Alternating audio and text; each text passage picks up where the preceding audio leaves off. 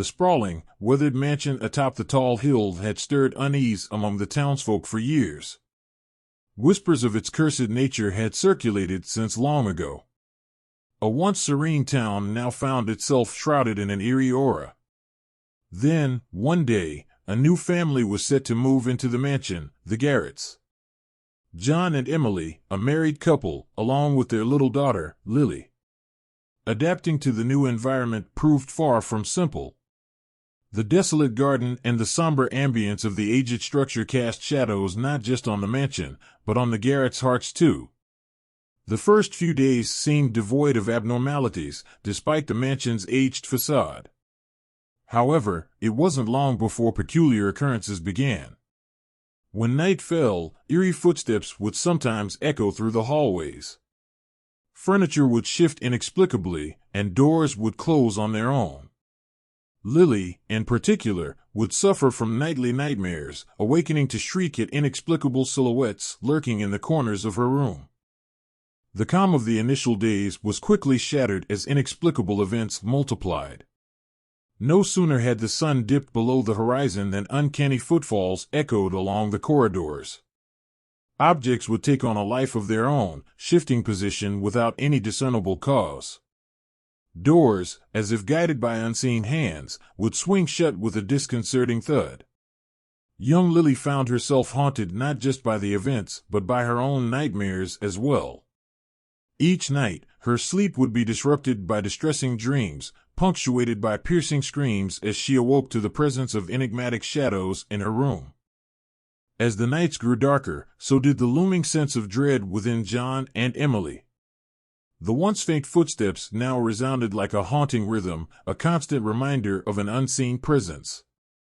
Furniture continued to rearrange itself, painting an unsettling picture of an entity toying with their lives. Lily's vitality waned, her laughter silenced by the weight of her own fears. The Garretts found themselves trapped in a maelstrom of terror, where the very air seemed charged with malevolence. Sleep became elusive, as the boundary between wakefulness and nightmare blurred, stretching sanity to its limits. Amid the escalating turmoil, Mr. Wilson, an elder of the town, delved into records that unveiled the mansion's murky past. Decades-old accounts revealed a grim history. The mansion had been a site of tragedy where numerous lives were lost. Their stories whispered of a past marred by neglect and suffering, a past that seemed to have imprinted itself onto the very walls of the mansion. As the truth emerged, the townspeople's suspicions of a curse seemed tragically confirmed. It became increasingly apparent that the restless spirits of the past were lingering, their anguish and anger refusing to fade away. Determined to shield their family from the encroaching darkness, John and Emily decided to take a stand. With Mr. Wilson as their guide, they sought the expertise of a psychic medium.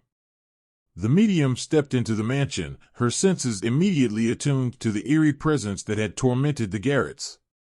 She spoke of malevolent entities, of a spectral realm overlapping with the material world.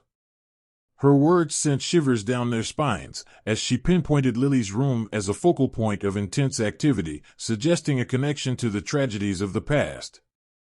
The medium's visit served as a catalyst, urging the family to uncover the truth that had long been buried. Guided by the medium's insights, John and Emily embarked on a quest to unravel the mysteries of the mansion's tragic history. They scoured the town's archives, unearthing old newspaper clippings and letters that shed light on the horrors of the past. The mansion, it turned out, had once been a cruelly run orphanage, a place of suffering where the innocent had met their untimely ends. As the pieces of the puzzle fell into place, it became clear that the tormented spirits of the children still clung to the mansion, their anguish fueling the unsettling phenomena that plagued the Garretts.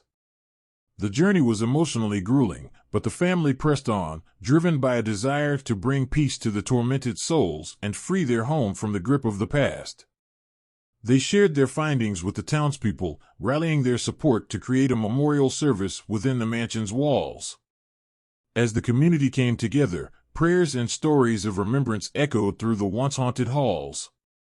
In this act of unity, the family hoped to break the curse that had held the mansion captive for so long, offering solace to the tormented spirits and finally bringing closure to the tragedies that had scarred the past.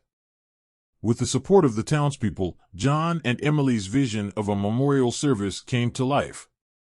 The mansion's grand halls, once filled with unease, now resonated with the warmth of shared memories. Candles flickered, casting gentle light on the faces of those gathered, as they paid tribute to the lives that had been lost within those very walls. The stories of the children were shared, their names spoken aloud, and their spirits finally acknowledged.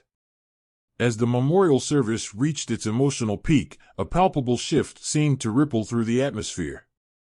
A sense of release and forgiveness seemed to hang in the air, as if the tormented souls had finally found solace. The Garretts, their hearts heavy with empathy, felt a profound connection to the past and a renewed sense of purpose. The echoes of the past were finally being laid to rest. As the days passed, the mansion underwent a transformation. The atmosphere lightened, and the unsettling occurrences ceased. The once dreaded building became a symbol of redemption, a testament to the power of confronting darkness with unity and understanding.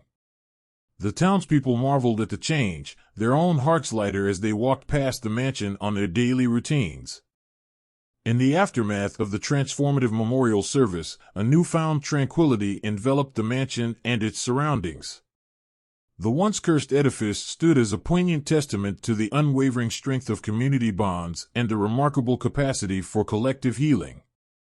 The Garretts, who had initially been tormented by fear and uncertainty, now reveled in a sense of profound accomplishment and hard-earned serenity.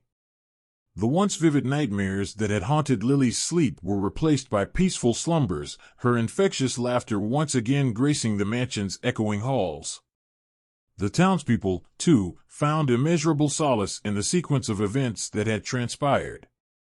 The shared experience of facing the unknown and triumphing over adversity had solidified their connections, knitting them together into a united whole that transcended the boundaries of history and the constraints of time. The mansion, once an enigmatic place fraught with fear and mystery, had been ingeniously transformed into an enduring symbol of resilience and redemption.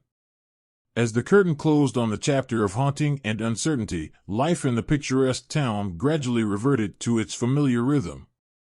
The mansion's presence, once an ominous specter that loomed over the community, now radiated an aura of hope and rejuvenation. It stood as a poignant, living testament to the Garretts' exceptional courage and unwavering determination. It served as a resounding reminder to all who gazed upon its grandeur that even the most shadowed and disquieting corners of existence can, through the compelling alchemy of compassion and understanding, be cleansed, restored, and reborn into beacons of enduring light.